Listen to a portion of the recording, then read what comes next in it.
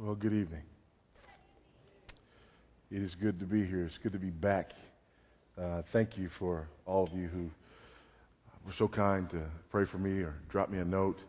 As you know, on last week, I was unable to be here.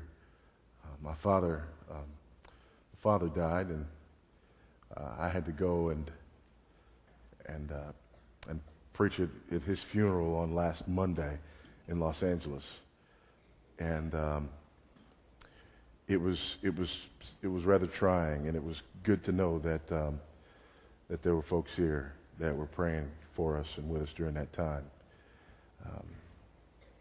My father, and last time I was here when I preached the series on love and marriage, perhaps told you that I didn't grow up with my father. My father had abandoned my mother and me when I was a baby, when I was very small. But I always knew my father. We kept in contact, and he had some intense struggles in his life over the last 15 or 20 years. But God restored him in the last few months of his life. And the most beautiful thing happened in the last probably 3 months that he was alive. God had given us the relationship that both of us had prayed for so long. And it was beautiful. It was incredible, those last few months. And I was grateful for those last few months on last week when I had to go there and stand and do what I had to do. So just wanted you to know that I'm grateful. I'm very grateful. I don't take that lightly at all. And thank you.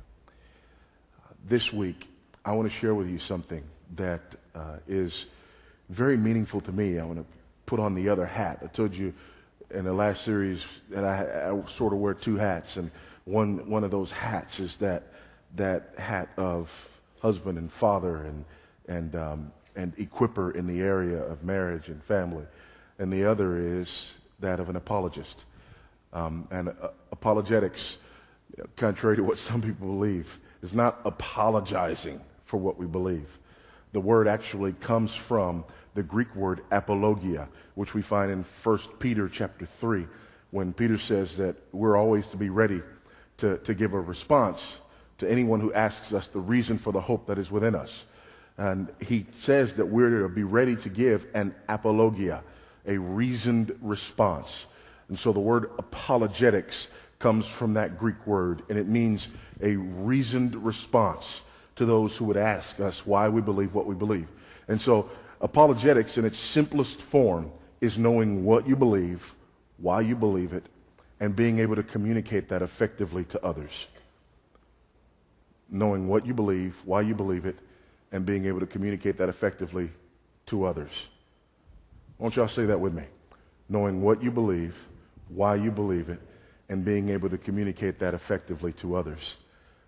And it's very important that we're able to do that.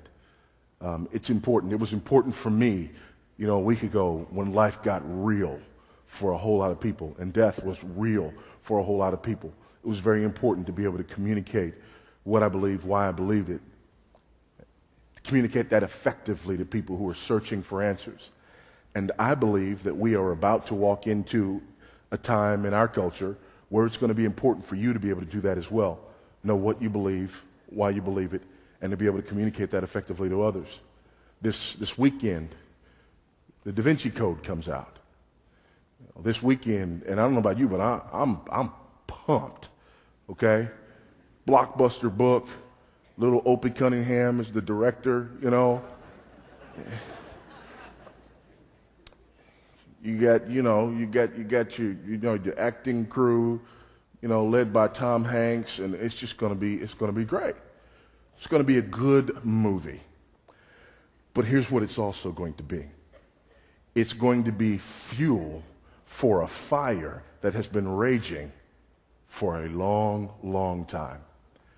Because here's the premise of a lot of what's going on in the Da Vinci Code, and the premise for a lot of what's going on in so-called New Testament scholarship today. And that premise is this.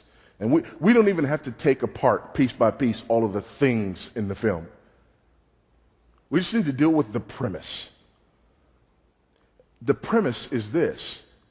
All of the stuff about Jesus being married to Mary Magdalene and them having a child and this conspiracy throughout the history of the church to hide all this other information, these other documents that are out there somewhere. The premise is what we have in the New Testament is incomplete and insufficient. That's the premise. What we have in the New Testament is incomplete and insufficient. And there are people who have come at it from a multitude of angles. There are some who come at it from the angle of there are all of these other books out there that were excluded.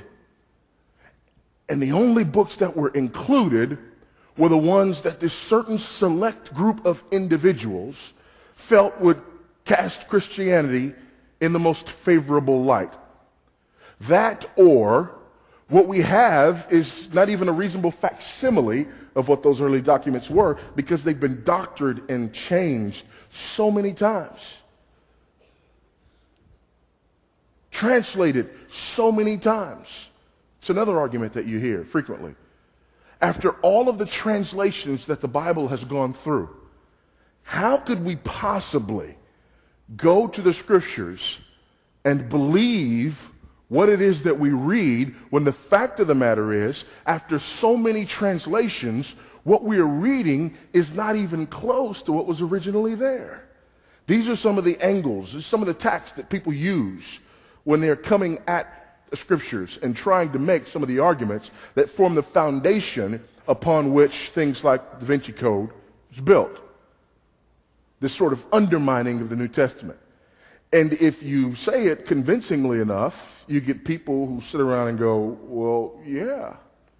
And if you hear it enough times, people sit around and go, well, yeah. And it doesn't matter how ridiculous it is. People still sort of feel uncomfortable. Like, let me give you one example. The translation argument. There are Christians, and I talk to people who are, they're solid believers, and they kind of go, I've kind of wondered about that.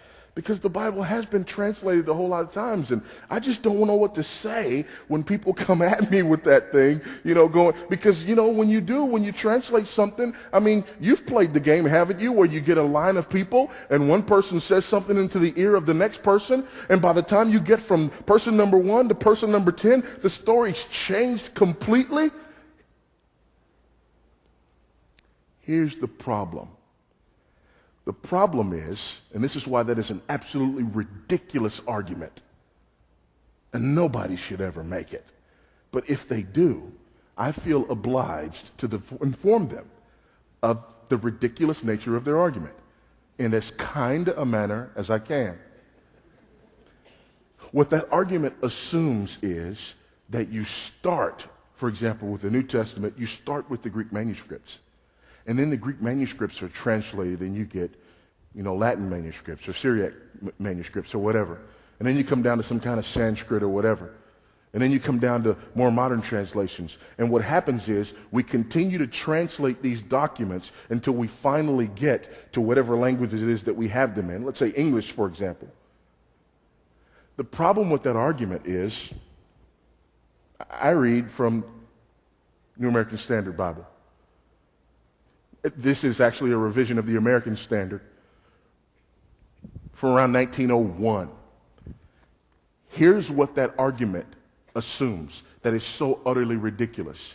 That what happened in 1901 was that these folks went to a translation of a translation of a translation of a translation of a translation in order to determine what this was going to say.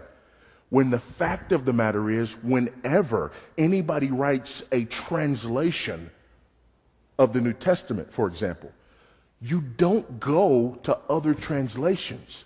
You go to the Greek documents themselves. And if that's the case, the argument doesn't hold water. Because if you translate something 1,000 times, but you're always going back to the historical documents, you are still getting a first-generation translation. So now,